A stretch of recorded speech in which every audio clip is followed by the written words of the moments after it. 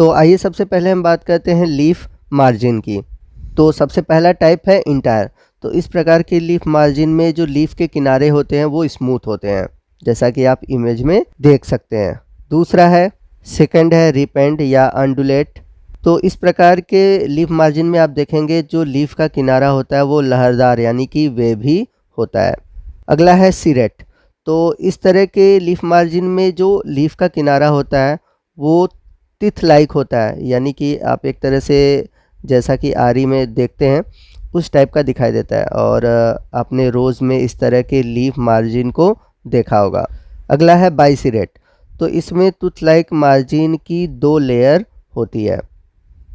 अगला है सिरुलेट। इसमें क्या होता है कि जो टिथ लाइक मार्जिन होते हैं वो बहुत ही छोटे होते हैं। अगला है डेंटेट। तो इसमें क्या होता है कि जो टिथ लाइक प्रोजेक्शन होते हैं वो राइट एंगल पर होते हैं। अगला है क्रीनेट। तो इसमें जो टिथ लाइक प्रोजेक्शन होते हैं वो राउंडेड होते हैं। अगला है सिलिएट। तो इसमें क्या होता है कि मार्जिन पर हेयर लाइक स्ट्रक्चर पाया जाता है। अगला है स्पाइनस। तो इस तरह के मार्जिन में क्या होता है कि लीफ के मार्जिन पर स्पाइन यानी कि कांटे पाए जाते हैं, जैसा कि आपने आर्जमुन मैक्सिकाना, जिसे हम भड़भड़वा कहते हैं, उसमें देखने को मिलता है। अगला है इंसिस्ट। तो इनमें जो मार्जिन होता है वो शार्प होता है यानी कि नुकीला होता है और इरेगुलर होता है। और लास्ट है लोब। तो इसमें क्या होता है कि लीफ मार्जिन पर ढेर सारे लोब निकले होते हैं, जैसे कि रेननकुलेसी फैमिली में आप देखेंगे तो इस तरह के लीफ मार्जिन आपको देखने को मिलेंगे। अब चलते हैं लीफ से जुड़े हुए अगले टाइप की ओर, जो कि है लीफ शेप, यानी कि लीफ के आकार कैसे होते हैं। तो सबसे पहला है लीनियर। तो इस तरह के लीफ जो होते हैं लॉन्ग होते हैं, नैरो होते हैं और पैरेलल होते हैं, जैसा कि आप सभी ने ग्रास में देखा होगा। ग्रास में आपको लीनियर टाइप का लीफ शेप देखने को मिलता है। अगला शेप है लैंसियोलेट। तो इसमें जो लीफ का शेप होता है वो लेंस शेप होता है, यानी कि ये बहुत लंबा और चौड़ा होता है। तो इसमें क्या होता है कि जो लीफ का बेस वाला रीजन होता है वो बहुत ही चौड़ा होता है, और जो एपेक्स वाला रीजन होता है वो पतला होता है। तो जैसा कि आप इमेज में देख सकते हैं ये लैंसियोलेट शेप का लीफ है। तो जनरली आप लैंसियोलेट शेप के लीफ को देखते हैं तो इस टर्म को आप याद रखेगा। अगला है ओबलैंसियोलेट। तो ये लैंसियोलेट का जस्ट उल्टा होता है। इसमें जो बेस होता है वो पतला होता है और ऊपर की ओर चौड़ा होता है। अगला लीफ शेप है इलिप्टिकल। तो ये प्रायः कुछ ओवल शेप के दिखाई देते हैं, यानी कि किनारों पर ये आपको राउंडेड दिखेंगे और मिड वाले रीजन पर ये आपको चौड़े दिखाई देंगे। अगला है Ovett.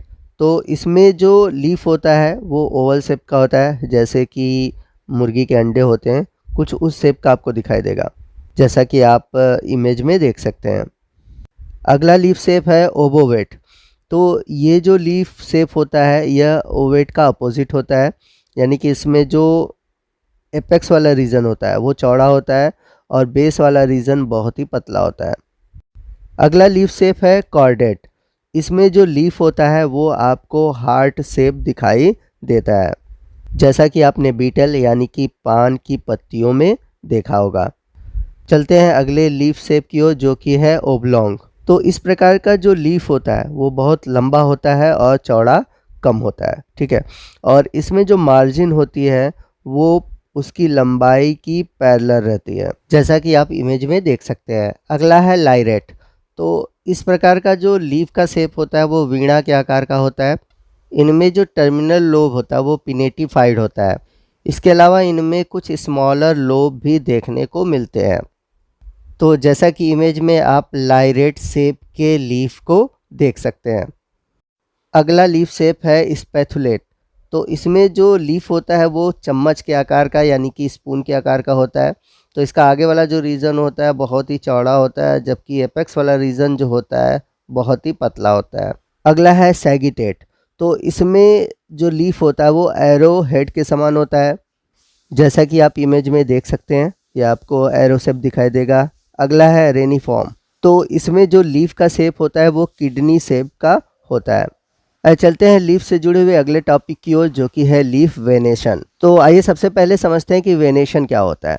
The arrangement of when and veinlets on the lamina of leaf is called venation, यानी कि पत्तियों की जो लेमिना है उसमें जो वेन का अरेंजमेंट होता है उसी को हम बोलते हैं वेनेशन। अब बात आती है कि लीफ में इन वेनेशन का क्या इंपॉर्टेंट है या फिर क्या फंक्शन है।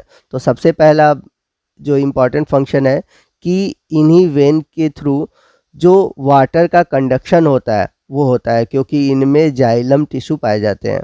इसके अलावा ये एक तरह से चैनल प्रदान करते हैं जिससे कि ऑर्गेनिक जो न्यूट्रिशन होते हैं वो ट्रांसलोकेट होते हैं। उसी तरह से इन वेन के थ्रू मिनरल्स भी कंडक्ट होते हैं। और सबसे इम्पॉर्टेंट जो फंक्शन है इन वेन का कि ये एक तरह से लीफ लेमिना को स्केलेटल सपोर्ट देते हैं, यानी कि जो बड़े बड़े पत्तियां होती हैं उनमें जो सपोर्ट होता है या फिर एक तरह से उनका जो शेप बना रहता है वो इन वेन की ही वजह से होता है। आइए नेक्स्ट हम बात करते हैं कि लीफ वेनेशन कितने टाइप के होते हैं। तो वेनेशन प्रायः 2 टाइप के होते हैं। पहला है रेटिकुलेट वेनेशन और दूसरा है पैरेलल वेनेशन। अब ये जो रेटिकुलेट वेनेशन होता है ये भी 2 टाइप का होता है। सबसे पहला है यूनिकॉस्टेट रेटिकुलेट वेनेशन और दूसरा है मल्टी कॉस्टेट रेटिकुलेट वेनेशन। इसी प्रकार जो मल्टी कॉस्टेट रेटिकुलेट वेनेशन है ये भी 2 तरह के होते हैं, कन्वर्जेंट और डाइवर्जेंट। वहीं हम बात करें पैरेलल वेनेशन की, तो पैरेलल वेनेशन भी रेटिकुलेट वेनेशन की तरह 2 तरह का होता है, यूनिकॉस्टेट पैरेलल वेनेशन और दूसरा है मल्टी कॉस्टेट पैरेलल वेनेशन। और मल्टी कॉस्टेट पैरेलल वेनेशन भी 2 तरह के होते हैं, पहला है कन्वर्जेंट और दूसरा है डाइवर्जेंट। तो आइए सबसे पहले हम बात करते हैं रेटिकुलेट वेनेशन की। तो इस तरह के वेनेशन में जो वेलनेट्स और वेन होते हैं वो एक नेटवर्क यानी कि जाल नुमा लेमिना में पाए जाते हैं। और रेटिकुलेट वेनेशन जो है ये डाइकॉट लीफ में पाया जाता है और इसका एक एक्सेप्शन भी है, कैलोफाइलम। इसके अलावा कुछ मोनोकॉट्स हैं जैसे कि कोलोकेसिया, डाइओस्कोरिया और स्माइलेक्स में आपको रेटिकुलेट वेनेशन देखने को मिलेगा। तो जो मोनोकॉट्स होते हैं, मोनोकॉट्स में आपको पैरेलल वेनेशन देखने को मिलता है, लेकिन ये जो 3 मैंने जेनरा आपको बताया है इनमें आपको रेटिकुलेट वेनेशन देखने को मिलता है। नेक्स्ट हम बात करते हैं रेटिकुलेट वेनेशन के टाइप्स की। तो जैसा कि मैंने बताया ये 2 तरह के होते हैं, यूनिकॉस्टेट और मल्टीकॉस्टेट। तो इसमें क्या होता है, एक सिंगल मिडरिब बेस से एपेक्स की ओर पाया जाता है और इस मिडरिब से लैटरल वेन निकलते हैं या फिर वेनलेट्स निकलते हैं जो कि दोनों साइड पर पाए जाते हैं और एक तरह से रेटिकुलेट स्ट्रक्चर बनाते हैं, जैसा कि आपने चाइना रोज़, मैंगो या फिर पीपल के पेड़ में देखा होगा। अगला है मल्टी कॉस्टेट रेटिकुलेट वेनेशन। तो इसमें क्या होता है, इसमें एक से अधिक मिडरिब पाए जाते हैं लेमिना में। और मल्टी कॉस्टेट रेटिकुलेट वेनेशन को पुनः 2 भागों में बांटा गया है, पहला है कन्वर्जेंट और दूसरा है डाइवर्जेंट। तो इसमें क्या होता है, जो ढेर सारे मिडरिब होते हैं वो लीफ बेस से निकलकर आगे जाकर एपेक्स वाले रीजन में मिल जाते हैं। जबकि डाइवर्जेंट में क्या होता है कि जितने भी मिडरिब होते हैं वो बेस से निकलते हैं परंतु एपेक्स वाले रीजन पर जाकर मिलते नहीं हैं। तो इस डायग्राम में आप देख सकते हैं यह एक सिंपल टाइप का रेटिकुलेट वेनेशन है, जबकि इन दोनों में मल्टी कॉस्टेट रेटिकुलेट वेनेशन को दिखाया गया है। तो बीच वाला जो है इसमें डाइवर्जेंट दिखाया गया है। देख सकते हैं कि इसमें जो मिडरिब है वो ढेर सारे मिडरिब निकले हुए हैं जो कि एपेक्स पे जाकर नहीं मिल रहा है। जबकि राइट साइड के डायग्राम में जो कि लास्ट में दिया हुआ है वो कन्वर्जेंट टाइप का है। इसमें जो भी मिडरिब है ढेर सारे वो आपस में जाकर एपेक्स वाले रीजन पे मिल जाते हैं। चलते हैं अगले टाइप के वेनेशन की ओर जो कि है पैरेलल वेनेशन। तो पैरेलल वेनेशन में क्या होता है कि जो मिडरिब है, मिडरिब से निकलने वाले जो वेन है ये नेटवर्क लाइक यानी कि नेट लाइक स्ट्रक्चर नहीं बनाते। और पैरेलल टाइप का वेनेशन जो है ये आपको मोनोकॉट लीफ में देखने को मिलता है, लेकिन स्माइलेक्स, डाइसोकेरिया ये इसके अपवाद हैं। तो मिडरिब की संख्या के आधार पर पैरेलल वेनेशन भी 2 टाइप का होता है, जैसा कि हमने रेटिकुलेट वेनेशन में देखा था, यूनिकॉस्टेट और मल्टी कॉस्टेट। इसमें क्या होता है कि लीफ के सेंटर में जो मिडरिब है यानी कि लीफ का जो लेमिना वाला भाग है जिसमें कि मिडरिब पाया जा रहा है, इससे ढेर सारे लैटरल वेन निकलते हैं और ये जो लैटरल वेन होते हैं ये परपेंडिकुलर निकलते हैं और जाकर मार्जिन पर मिल जाते हैं। अगला है मल्टी कॉस्टेट पैरेलल वेनेशन। तो इसमें क्या होता है, ढेर सारे मिडरिब होते हैं जो कि लेमिना के मार्जिन या फिर एपेक्स की ओर पैरेलल होती हैं। इन्हें भी पुनः दो वर्गों में बांटा गया है, कन्वर्जेंट और डाइवर्जेंट। तो जैसा कि पीछे हमने देखा था कि कन्वर्जेंट में क्या हो रहा था कि जो मिडरीफ होती हैं वो बेस से निकलती हैं और ऊपर की ओर एपेक्स पे जाकर मिल जाती हैं। ठीक है, सेम ऐसे ही इसमें भी होगा और इस तरह का लीफ आपको देखने को मिलेगा बम्बू में, राइस में, ग्रास में, इकॉर्निया में। और डाइवर्जेंट में क्या होगा कि इसमें जो लीफ में मिडरीफ है वो ढेर सारे मिडरीफ निकलते हैं लेकिन ऊपर की ओर जाकर एपेक्स पे मिलते नहीं है। तो डायग्राम में आप देख सकते हैं ये सिंपल पैरेलल रिलेशन आपको दिखाई दे रहा होगा। इसके अलावा आपके राइट साइड दोनों कन्वर्जेंट और डाइवर्जेंट टाइप के दिख रहे होंगे। तो जो बीच में है वो कन्वर्जेंट टाइप का है। इसमें देख सकते हैं जितने भी मिडरीफ है ऊपर जाकर एपेक्स पे मिले हुए हैं, जबकि राइट साइड में जो लास्ट वाला है जो कि डाइवर्जेंट है, जिसमें कि सभी मिडरीफ ऊपर जाकर आपस में नहीं मिल रहा है। तो दोस्तों इसी के साथ हमारा लीफ टर्मिनोलॉजी से जुड़ा हुआ सभी टॉपिक खत्म हुआ। तो हमारा आज का ये जो वीडियो था लीफ के टर्मिनोलॉजी से जुड़ा हुआ लास्ट वीडियो था। इसके बाद अगले पार्ट में हम बहुत ही इंपॉर्टेंट टॉपिक को डिस्कस करने वाले हैं और हमारा अगला जो पार्ट है वो इनफ्लोरेसेंस से जुड़ा हुआ है।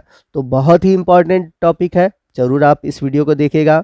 और हमारे बहुत सारे व्यूवर्स ने कहा था कि सर आप फैमिली स्टार्ट कीजिए, तो मैं आपको बता दूं कि फैमिली स्टार्ट करने को तो मैं कर दूंगा, बट इसमें जो टर्म आएंगे अगर आपको वो टर्म पता नहीं होंगे तो आप आसानी से फैमिली को नहीं लिख पाएंगे, आपको फैमिली को लिखने में बहुत ही दिक्कत होगी। तो इसलिए आप सबसे पहले टर्मिनोलॉजी से जुड़े हुए जितने भी कंसेप्ट हैं उनको क्लियर कर लीजिए। और जब आपके टर्मिनोलॉजी से जुड़े हुए कंसेप्ट जो क्लियर हो जाएंगे तो आप आसानी से फैमिली को लिख पाएंगे। तो थोड़ा सा पेशेंस रखिए, सभी टर्मिनोलॉजी को क्लियर कर लीजिए, आगे बहुत मज़ा आएगा फैमिली को पढ़ने में। तो आपको आज का ये वीडियो कैसा लगा कमेंट करके ज़रूर बताइएगा। वीडियो अच्छा लगा हो तो वीडियो को लाइक और शेयर करना मत भूलिएगा, और कोई भी डाउट हो आप हमसे कमेंट करके पूछ सकते हैं। तो दोस्तों मिलते हैं अगले वीडियो में अगले टॉपिक के साथ, तब तक के लिए जय हिंद, जय भारत।